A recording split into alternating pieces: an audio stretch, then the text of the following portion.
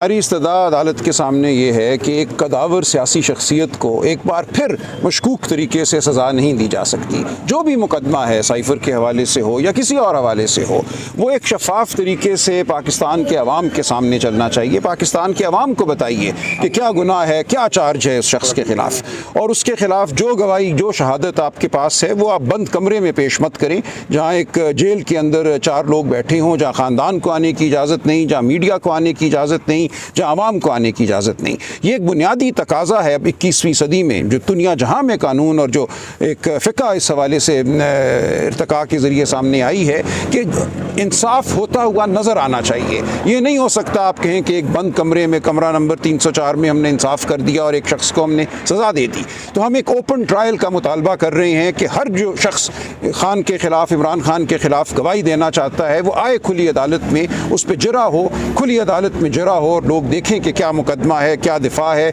और क्या इल्ज़ाम है। तो आज अभी आप निकल रहे हैं, तो क्या दलाइल दिए गए और क्या हुक्म जारी किया गया, क्या कंक्लूजन हुआ आज के समाअत का? जी, अदालत ने दोनों मेंबरान ने, जस्टिस हसन औरंगज़ेब और जस्टिस समन साहिबा ने, उन्होंने कहा कि जिस तरीके से ये ट्रायल हो रही है, उन्होंने लफ्ज़ इस्तेमाल किया बेजार, यानी कि एक अजीब व गरीब तरीका है एक शख्स को ये कहना कि तुम्हारी चूँकि जान को ख़तरा है इसलिए हम तुम्हें तुम्हारे बुनियादी हुकूक से महरूम कर देंगे। जो तुम्हारा बुनियादी हक़ है कि ट्रायल खुली अदालत में हो, वो इसलिए तुम्हें नहीं देंगे कि हम समझते हैं तुम्हारी जान को ख़तरा है। ये बिल्कुल एक नाकाबिल कबूल बात है।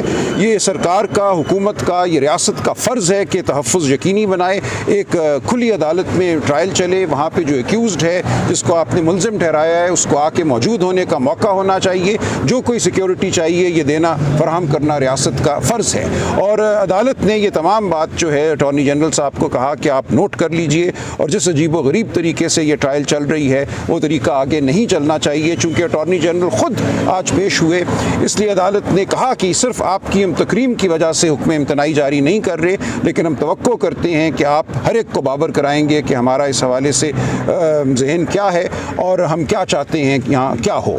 लिहाजा हमें अब पूरा यकीन है कि आइंदा हेयरिंग के बाद एक ओपन ट्रायल जो है, जहाँ आप सब मौजूद हो सकेंगे, उसका इनेकाद होगा, ताकि अवाम को, पाकिस्तान की बाशऊर अवाम को पता चले कि मुकदमा है क्या।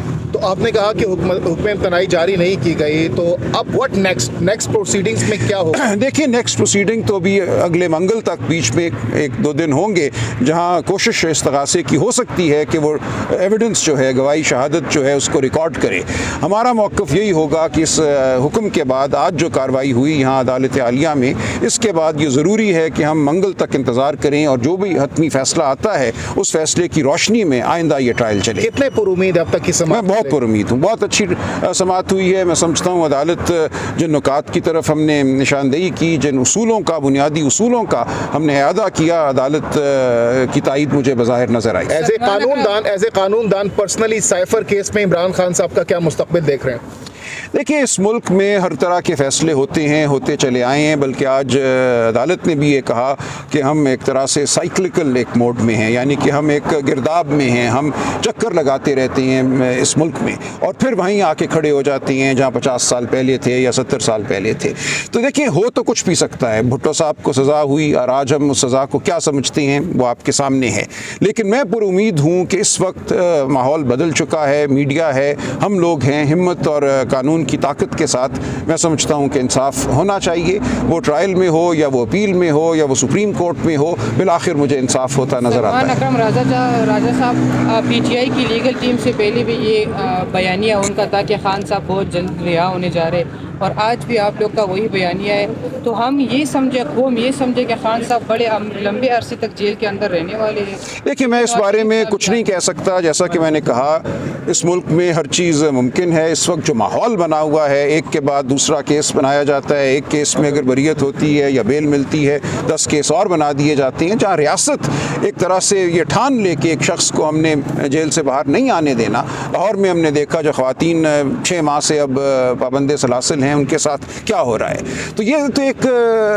रीत चल पड़ी है इस मुल्क में, और ये पुरानी रीत है कि तमाम रियासती ताकत को इस्तेमाल किया जाता है शख्सी आज़ादी को सल्ब करने के लिए, जो सियासी अमल है उसमें मुदाखलत करने के लिए। तो ये आज भी मुमकिन है, लेकिन इसके ख़िलाफ़ एक ही चारा है कि हम जद्दोजहद में मशगूल रहें, हम कानून की बात करें, हम आइन की बात करें। काजी फैज़ ईसा साहब हमेशा कहते हैं कि मैंने अल्लाह को जवाब देने, और हर ट्रायल्स के अंदर यही कहते हैं वो, जब भी अदालत में कोई केस लगता है। तो आप नहीं समझते कि उनको फिर अल्लाह को किस तरह जवाब देंगे? नहीं, मैं बहुत पुरुमीद हूँ, मैं समझता हूँ, मैं बिल्कुल समझता हूँ कि जो वो कहते हैं उस पर अमल होगा इंशाअल्लाह, और हमें पुरुमीद रहना चाहिए, कानून आइन का दामन नहीं छोड़ना चाहिए।